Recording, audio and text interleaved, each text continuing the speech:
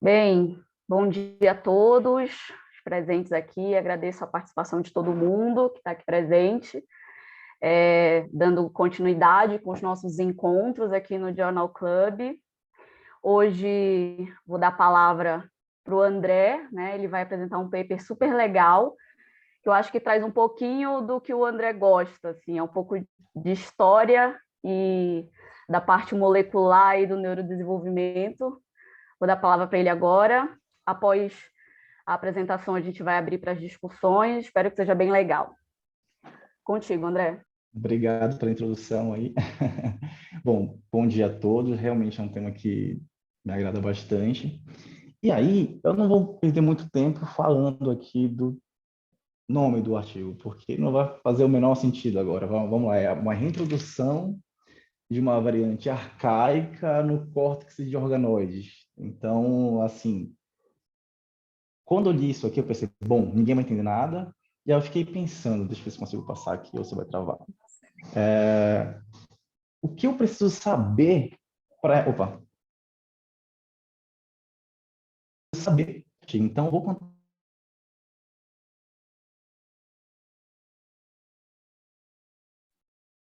que esse artigo usou. Então, vamos lá. Há pelo menos 500 mil anos atrás, né, surgiram duas linhagens ali evolutivas, né, dos primatas humanoides, né? Então, os neandertais, tá bom? E o que daria a origem a nós, os humanos modernos, né?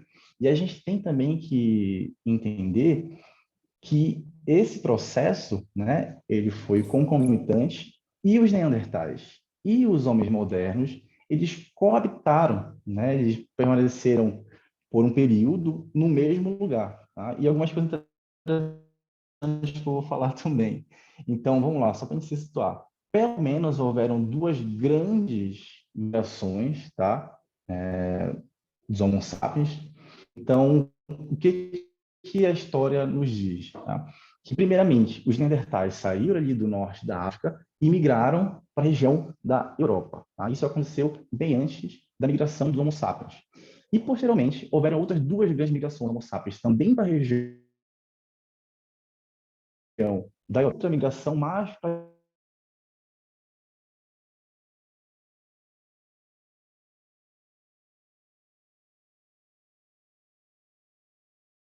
tema de hoje.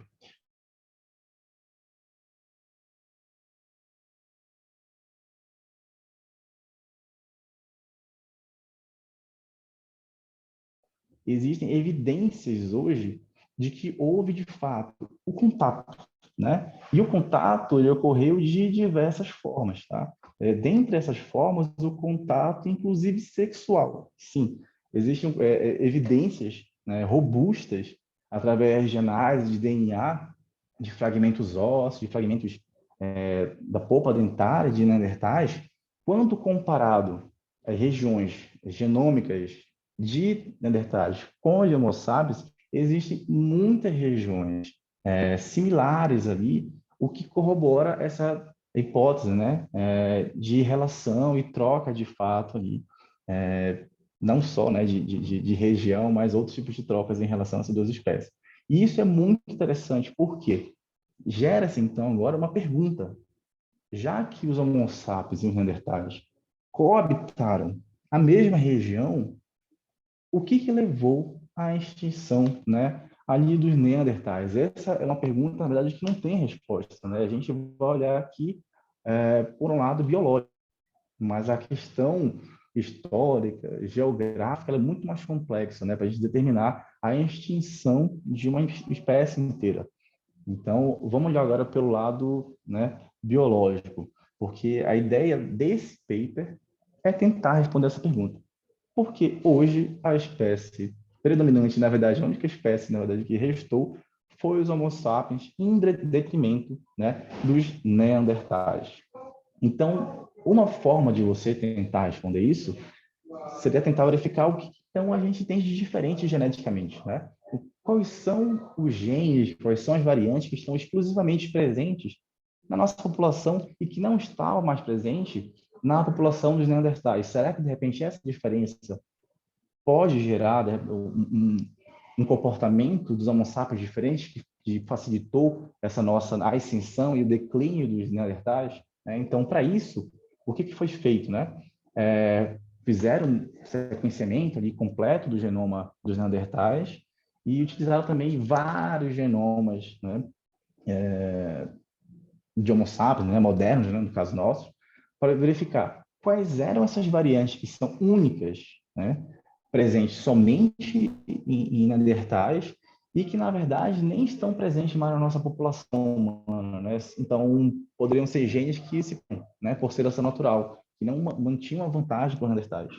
E uma questão mais interessante, porque aqui o trabalho ele lida com a neuro.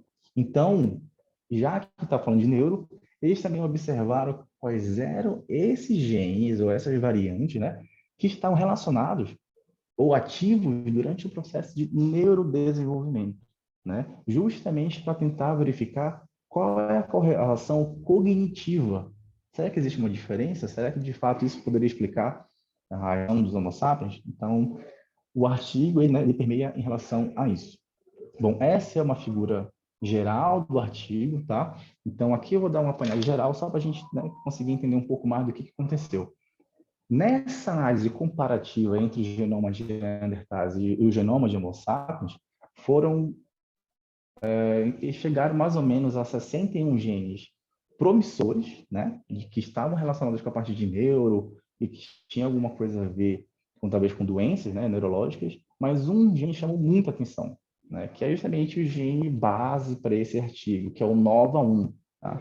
Não que este gene diretamente esteja correlacionado com alguma doença neurológica, não, mas ele é um gene regulador. Ele regula centenas de outros genes que estão envolvidos no processo de neurodesenvolvimento. Inclusive, esses genes que ele regula, esses sim, estão implicados ali com autismo e com esquizofrenia. Então, mostra ali, denota a importância desse gene. E uma coisa importante também a salientar, que é o que significa, né, essas linhas aqui, a gente está falando, então, de conservação. A gente está olhando para um gene que ele está presente de forma conservada em muitas outras espécies, tá? E aí, quando chega aqui, olha, na nossa espécie humana atual, tem uma variação ali muito significativa e muito importante, que está presente somente nos Homo sapiens, nos humanos modernos, tá? E que não está presente, tá?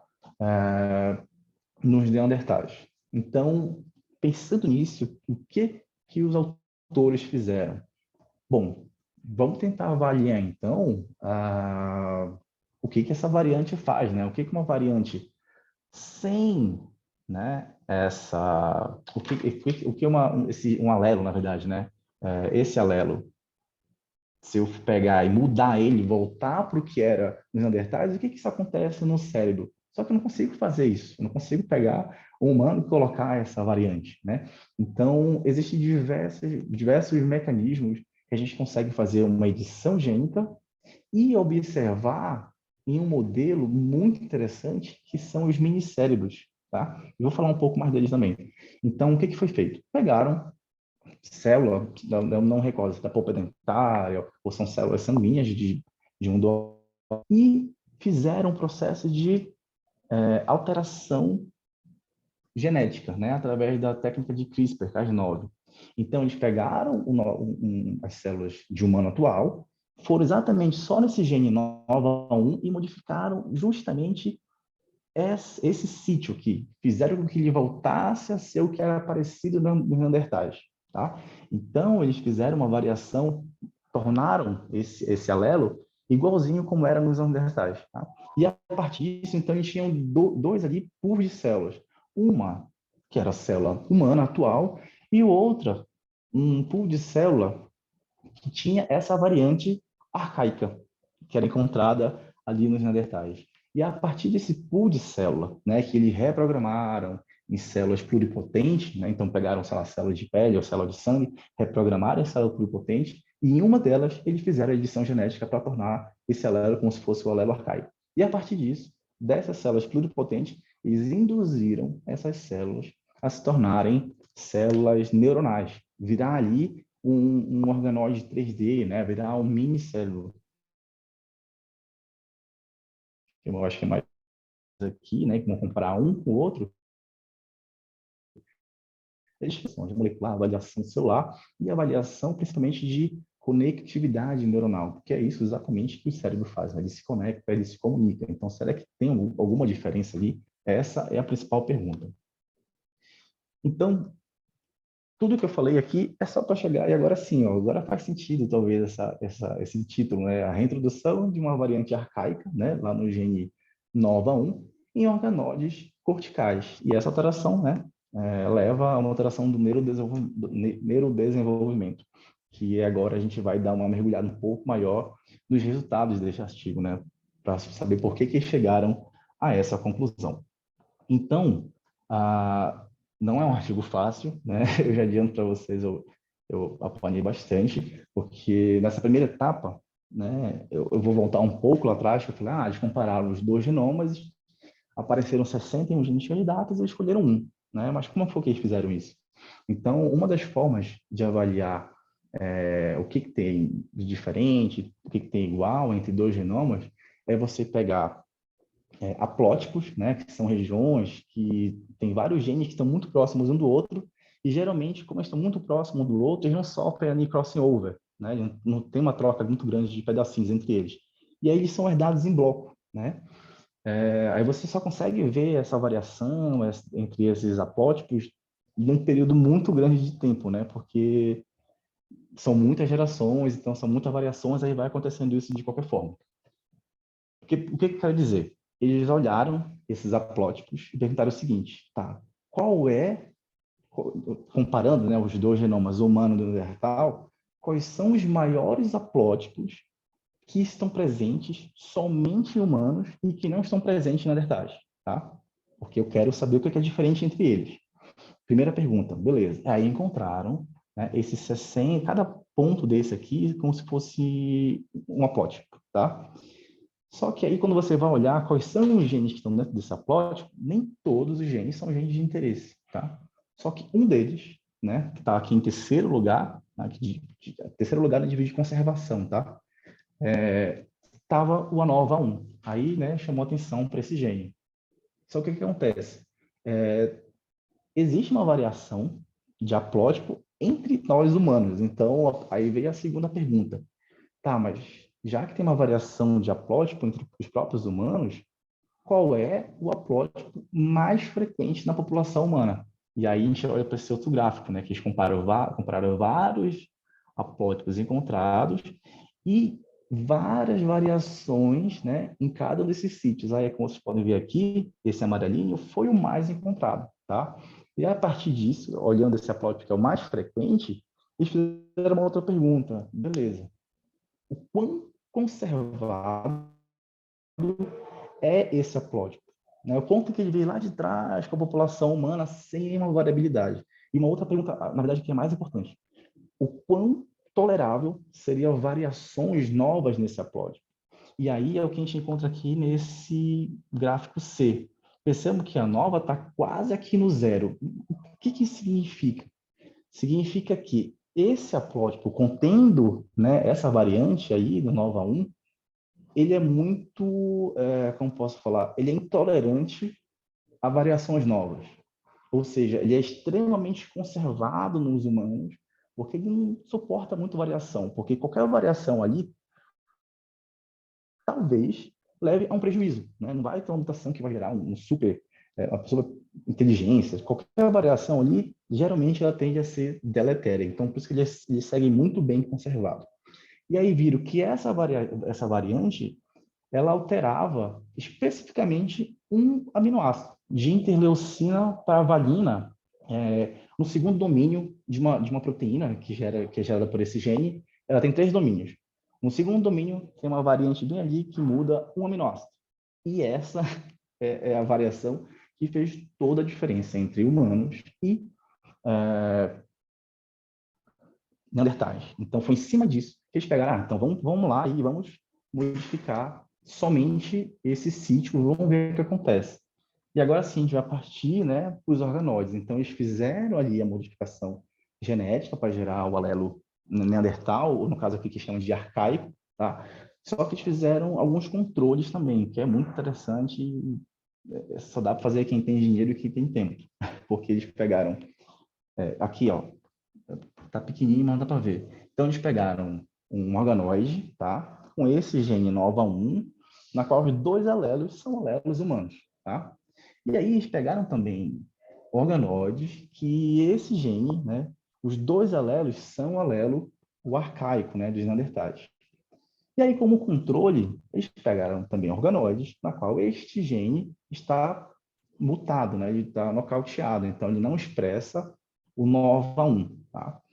E aí que eu digo, é o diferencial desse artigo, por isso que eles publicaram na Science também, né? O máximo a forma de controle. Eles pegaram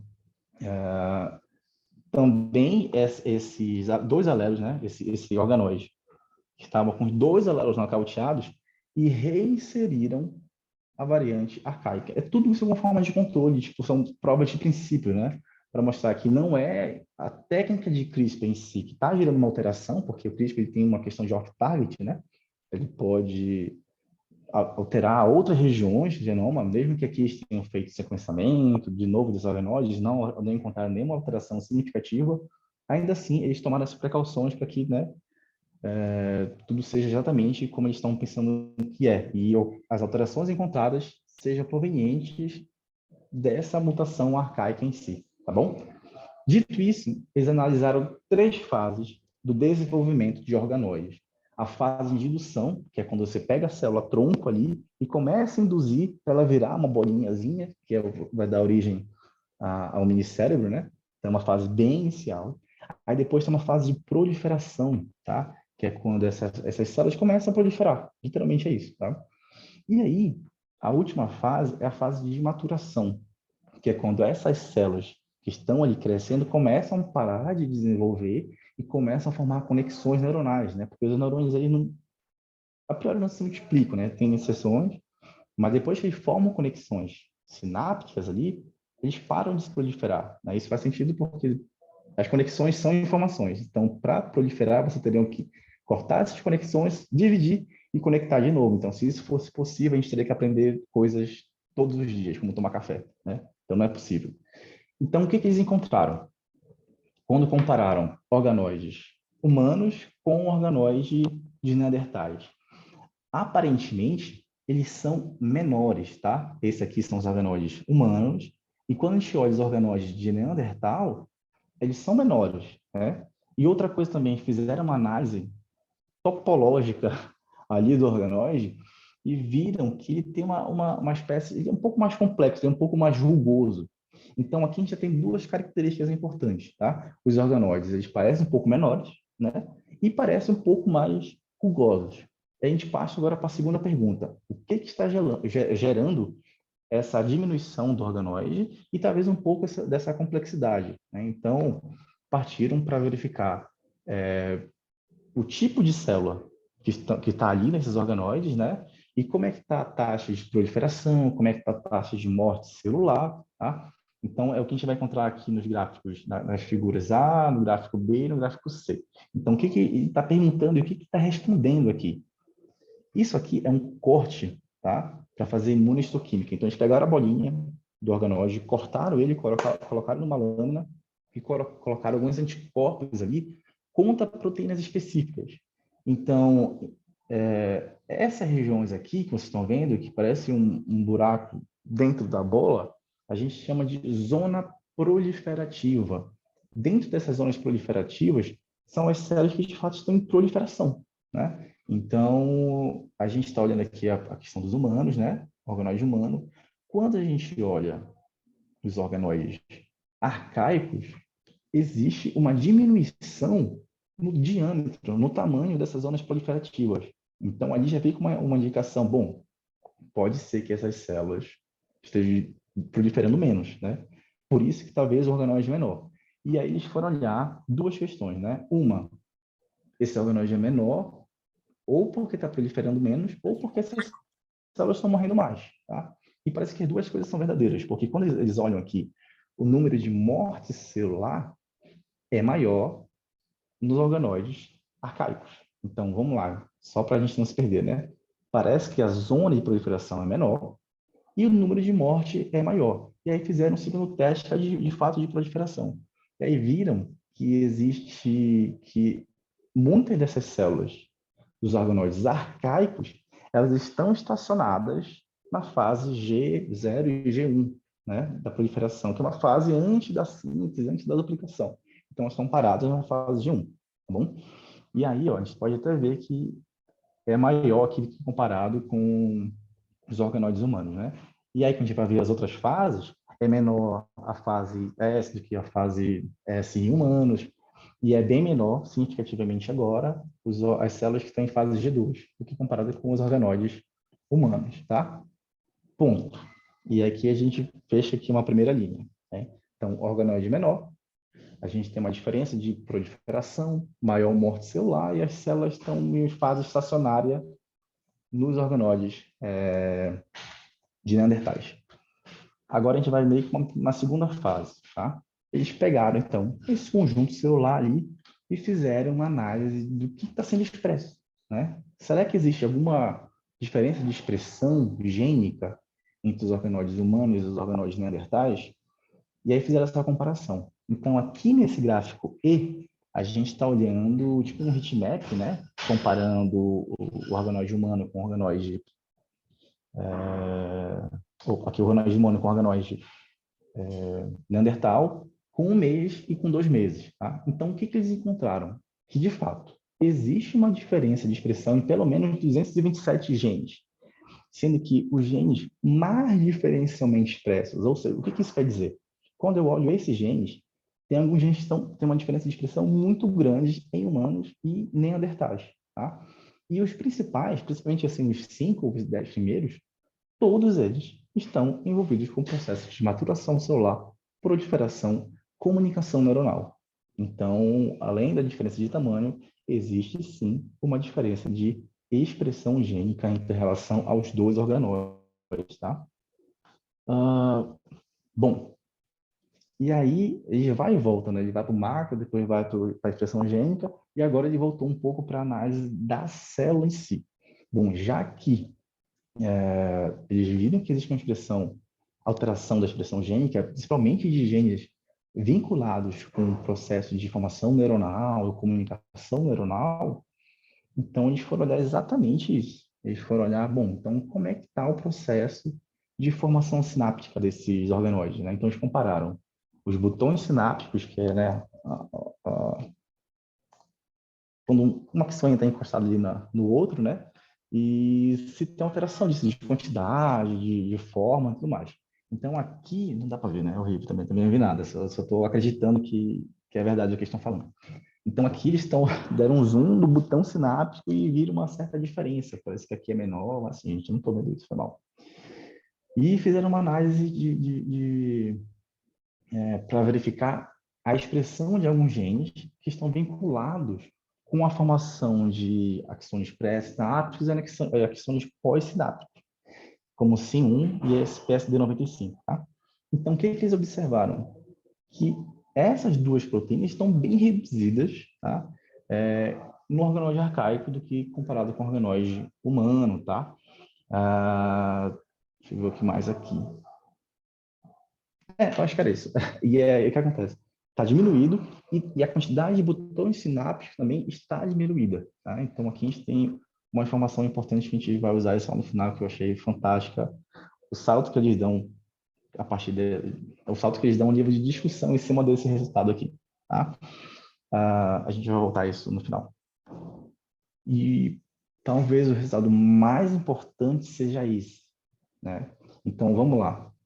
Até agora, né? Diferença de tamanho, diferença de proliferação, diferença de maturação celular, parece que tem menos conectividade do que parece ter em humanos, tá? E agora eles querem entender como é que está de fato a comunicação elétrica, né? Entre esses neurônios. Então, é um negócio muito bonito que eles fizeram. Eles pegaram esse organoide, tá? E colocaram em cima de uma placa que consegue detectar a sinapse, né? A alteração elétrica. Então, toda vez que um conjunto, né, neuronal ele se comunicava, essa placa consegue captar e fazer aquele processo de captação de ondas cerebrais, né? E isso é muito bacana. Então, o que eles encontraram em relação à à comparação organoide humano e organoide neandertal? Eles perceberam que nos organoides neandertais, o número de informação disparada é muito alta. Era muito maior, como a gente está vendo aqui, ó, tá? Era muito maior. Então, tinha muito mais pulsos elétricos sendo gerados. Parece que isso é bom, mas na verdade não é. Por quê? A sincronicidade, que é a forma que essa informação é passada, estava totalmente mais desorientada nos organoides arcaicos. Então, o pulso ele não tinha um ritmo, ele não tinha um padrão bem claro, tá? Do que olhando os organoides humanos. Então, ele tinha maior quantidade de informação sendo passada, mas uma sincronicidade menor. Isso é bem interessante com essa correlação final que eles trazem aqui. Eu fiz questão de botar basicamente um texto, porque eu não quero perder nada disso, né? Então, vamos lá. Quais são as considerações finais assim, de todos esses achados, né? Então, essas alterações celulares e moleculares tiveram impacto na formação das redes neuronais, tá? A atividade neuronal foi significativamente alterada em minicérebros com as variantes, na verdade, arcaica, né? Isso seria uma evidência possível de que seríamos espécies cognitivamente distintas. Então, a cognição do Neandertal parece, por esse modelo, ser diferente da nossa. Então, não quer dizer que nós éramos mais inteligentes, mas o comportamento cognitivo podia ser diferente, tá? Mas o que permanece um mistério, que fica bem claro, é que a gente não sabe o que isso se traduz. Né? A gente não, eu acho que literalmente só voltando no tempo para entender o que de fato isso se traduzia em um comportamento real. Né? Isso aqui é tudo especulação em cima de dados, né? De dados científicos. E aí, as redes neuronais, isso aqui é interessante demais. As redes neurais se comportam de forma semelhante a algumas condições neurológicas que modulamos no laboratório. Isso aqui é o último autor do artigo, que é o Alice Motter, falando em relação a esse trabalho, tá? Como subtipos de autismo. Por que ele está falando isso? Porque ele também trabalha com organoides, tá? Para analisar o autismo. Então, o padrão de atividade elétrica neuronal encontrada em organoides arcaicos ou de neandertais era parecido com alguns subtipos de autismo encontrados em organoides de pacientes com autismo, né? Então, essa comparação pode sugerir que nossos ancestrais tinham habilidades extraordinárias, né, para algumas coisas, como caça ou qualquer outra coisa, e dificuldades muito grandes como uma comunicação e a socialização, né? Então, aí gera um outro campo de especulação que, bom, será que era isso? Então, um dos motivos pelo qual as duas espécies entraram em conflito ou algo do tipo, né? Então, essa discussão final eu achei maravilhosa, mas também não responde nada. É só especulação em cima de dados, né? E, gente, era isso. Muito obrigado pela atenção de vocês. Estou aberto a perguntas. Parabéns, André, pela excelente apresentação. Assim, é um paper bem denso, bastante informação. Só que eu fiquei pensando no seguinte, né? Eles viram uma mutação, um conjunto de mutações, não entendi, em um gene, Isso. não é isso? É, E aí colocaram isso dentro de um organoide. isso, Mas exatamente. o que eu penso é, tipo, uma mutação causou todas essas diferenças quando comparado com um organoide humano, por exemplo. Mas podem existir outras mutações também, né? Causando outras. E se uma mutação em um gene, né? Nem está falando de deleção, de falta de um gene e tudo mais, uma mutação está causando tudo isso, imagina se estudar o todo, né? Então, mas é por isso que eles foram muito felizes. Assim, não foi uma escolha à toa, de fato, que esse gene. Então, com certeza, eles escolheram por genes que a gente chama de gene hub, né? Que são genes que controlam uma gama muito grande de outros genes. Então, se ele pegasse, de repente, algum gene downstream, a esse gene, talvez o efeito fosse imperceptível, muito pouco, né? Talvez só a soma de vários genes, várias mutações pudesse ter um fenótipo bem mais plausível. Então, ele pegou um gene que controlava vários outros, né? E isso é real porque quando eles fizeram o RNA-seq, que é tipo analisar toda a expressão de todos os genes, né, expressos no cérebro, eles viram alteração de pelo menos 277 genes. Então, mostrando como, de fato, esse gene NOVA1 age. Ele age, pelo menos, né, vamos supor, em cima desses 277 genes. Então, ele tem um papel muito importante e regulando muitos outros genes. Então, se a gente for analisar um gene só, é um gene só, mas ele coordena muitos outros, né, centenas de outros genes. Excelente. Bom, alguém tem perguntas? Alguma coisa a dizer?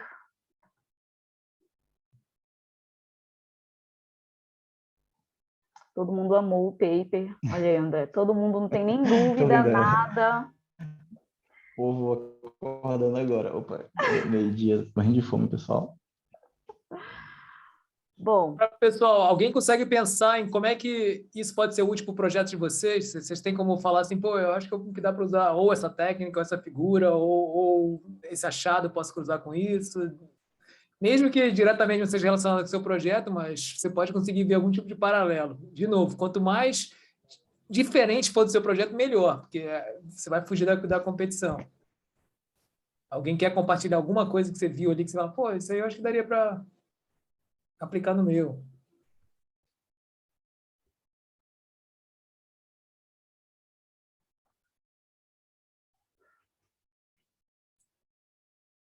não, Helder, ninguém. Pô, então, a gente tem que ver isso aí. A gente vai ter que começar, talvez, além de propor o chair, talvez propor 3 debatedores, assim, para meio que se forçar Voluntariar, né? a fazer algum tipo de comentário, pergunta, porque senão a gente não treina essa parte, galera. A gente tem que treinar a discussão e conseguir ver coisas que são além do seu projeto, coisas que podem ser interessantes, entendeu? E, obviamente, o resultado em si do artigo foi publicado, já você não tem que debater se ele devia ter usado um p-value de 0,01 ou 0,05, isso não é o relevante.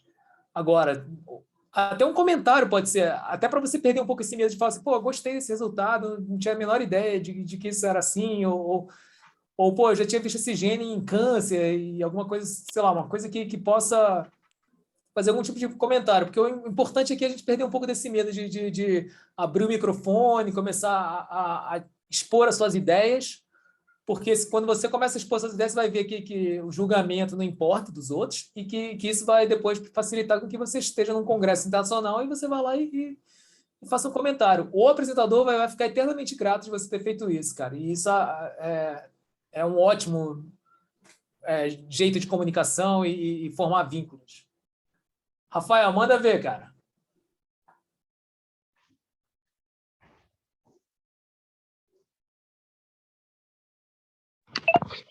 Não queria comentar nada não, Helder. Achei bem legal, um tema bem diferente do que eu estou acostumado a fazer. É um mundo completamente novo para mim. Mas eu, pelo menos numa primeira vista, assim, eu não consegui ver nenhuma Beleza. correlação no que eu poderia fazer pelo projeto, não. Teria que pensar mais a fundo nisso. Sim, sim. Eu acho que se a gente for parar para pensar, se eu não posso, não sei, posso falar uma bobagem assim, né? Mas eu acho que eles tiveram um pouco que sorte de escolher justamente um gene ali que eles apostaram e realmente eles foi de acordo com as hipóteses, talvez, de que eles pensassem, algo assim, André, o que tu acha? Então, é porque eu acho que se a gente for olhar para vários artigos, tudo meio que parece sorte também, né? Porque, nossa, foram certinho naquela proteína e acharam uma diferença, né? Mas existe toda uma análise, né? Então, tipo, esse gene NOVA1, ele não é um gene que acabou de ser descoberto, né? Então, já tem outros trabalhos que mostram que, de fato, ele é um gene importante no neurodesenvolvimento. Então, ele também não tinha um leque muito grande de genes que regulam muitos outros genes para apostar, né? E o que ele mostra no início é que quando ele compara, ele queria saber assim, de conservação, né? Tipo, quais são os genes pô, estão bem conservados. O que significa ser um gene bem conservado? É um gene que tem poucas alterações, né? Ou seja, se um gene tem pouca alteração em comparação a milhares de anos, é porque, cara, esse é um gene muito importante do jeito que ele está. Por isso que a gente fala de um gene conservado. E ele pode ser um gene que não tolera qualquer tipo de variação genética. Então, qualquer tipo de variação genética ali, muito possivelmente, pode gerar algo deletério, né? Mas a impressão que fica é essa mesmo. Cara, eles foram muito assertivos no gene que mudou muita coisa. Mas tu falas que não existe, não, então quer dizer que não existem doenças, por exemplo, hoje em dia, causadas por mutações no gene NOVA1. Então não existe, não tem como. Por exemplo, um autista, né, que foi debatido aí no final, o NOVA1 ele não está envolvido na questão do autismo, ou tem de errado? Quando a gente fala de um gene pouco tolerante com variações, não significa que nenhuma variação é encontrada nele.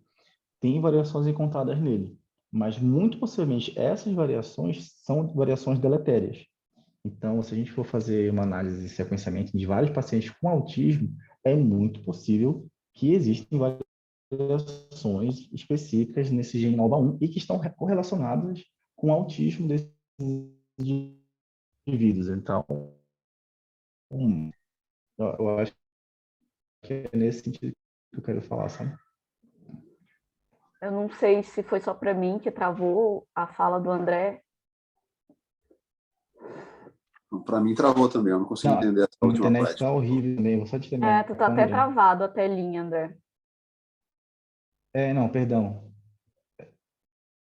A internet tá ficando ruim. Então, eu não sei até a parte que vocês param, mas o que eu falei, né?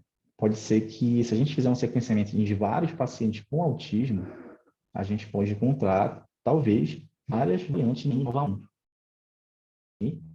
Sim. Por ele ser muito importante, qualquer alteração nele pode gerar um prejuízo. Mas não significa que não tem mutação nele. Tem, e com certeza ele vai gerar algum prejuízo.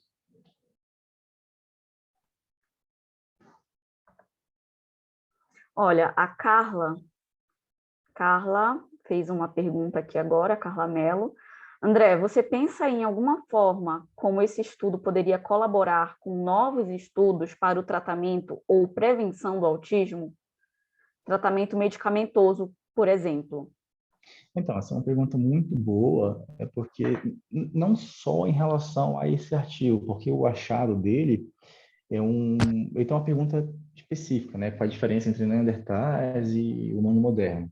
Mas as ferramentas que ele usou, como CRISPR-Cas9 e o minicérebro, essas são ferramentas excelentes para tratamentos, né? E para análise de tratamento medicamentoso, por exemplo. Então, se a gente pegar um minicérebro de um paciente com autismo, é uma forma de tentar avaliar quais medicamentos podem alterar aquele comportamento alterado daquelas células, sem precisar, né, fazer isso no cérebro de um indivíduo, de fato. Então, você faz isso dentro de um laboratório, em um mini cérebro que replica minimamente a complexidade de um cérebro humano adulto.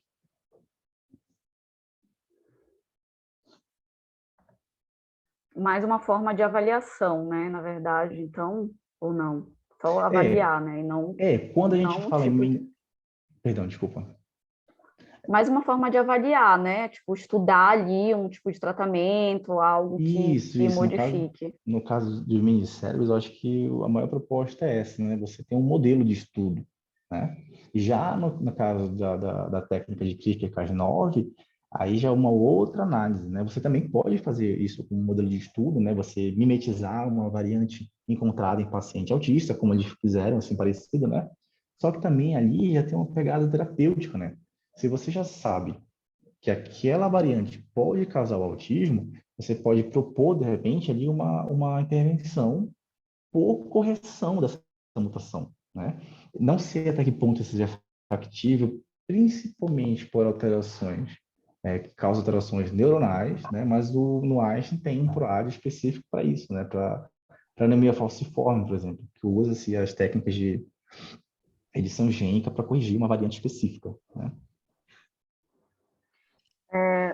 Bom, eu tenho um comentário então para fazer que eu tenho certeza que talvez agora você se relacione. Assim, apesar do seu projeto não envolver neurociência, não envolver nova onda, não envolver nada disso de evolução, tenho certeza que você pode ver que os autores começaram a história do artigo deles usando genomas de hominídeos, né, para poder achar o Nova 1. Tenho certeza que eles devem ter uma lista de vários outros genes interessantes que eles já devem estar fazendo outros artigos na Science e Nature. E vocês poderiam usar isso para pensar nesse tipo de approach para projetos de vocês. Talvez você trabalhe com fator de transcrição que pode ser bem ancestral, e isso pode ter a ver com coisas interessantíssimas que é mais geral do que ser humano e saúde, ou melhor, talvez vocês estejam trabalhando com genes, fatores de transcrição, receptores, que são específicos só para Homo sapiens sapiens. Pô, isso já seria algo interessante de começar a ter mais certeza de que o seu gene, o seu alvo de droga, o seu receptor pode ser interessante. Então, por exemplo, eu acho que só esse começo do artigo deles, de mostrar essa comparação genômica entre hominídeos, já é um conjunto de dados muito interessante de você procurar as coisas que podem te interessar, entendeu? E aí talvez seja algo que você consiga ver como é que isso pode ser mais uma pedrinha de conhecimento para o projeto de vocês. Exatamente, Helder. Eu acho que vai bem ao encontro do que a Erika falou no início, né? Tipo, mas encontrando só essa variação, eu acho que com certeza não. Deve ter muitas outras ainda, e é isso. Eu acho que eles estão trabalhando em cima disso, né? Já para tentar fazer outras publicações, outros tipos de análise. Então, é exatamente isso, cara. Deve ter ali muito, muito recurso para muita publicação. Exatamente. Acho que uma última pergunta que eu posso fazer é a seguinte: eles, com essa mutação no gene, eles encontraram várias alterações até macro, assim, né, no tamanho do organoide. E aí, no final, ele até traz aí para a parte do autismo, de comunicação, de socialização. De que forma, tipo, ele pode dizer isso, assim, por exemplo, tipo, olha, porque eu vejo, assim, eu não sou da área, né, da parte da neuro, mas eu vejo que se uma mutação, por exemplo, faz com que ali a parte do cérebro diminua, isso não causa algo muito mais forte ali para, sei lá, vai muito além da comunicação, sei lá, tipo, a mudança no macro ali do cérebro não acaba tornando essa pessoa até mais, sei lá, cause um dano muito maior do que não apenas socialização, enfim. Posso estar fazendo uma pergunta também nada a ver. Não, na verdade, essa é uma pergunta muito, muito boa, porque uma das primeiras questões aqui que foram analisadas com o que foi achado de material ósseo de Neandertais era se o volume cerebral era diferente entre Neandertais e humanos, né? Não há diferença de volume, tá? Então, essa diferença de tamanho que foi encontrada nos organoides, ela não reflete o que foi encontrada com os ossos, né? Então, mais uma vez, os organoides eles são um modelo, né? Eles não refletem exatamente a realidade, né? Eles servem como um parâmetro ali, mesmo que seja exatamente de células humanas e tudo mais.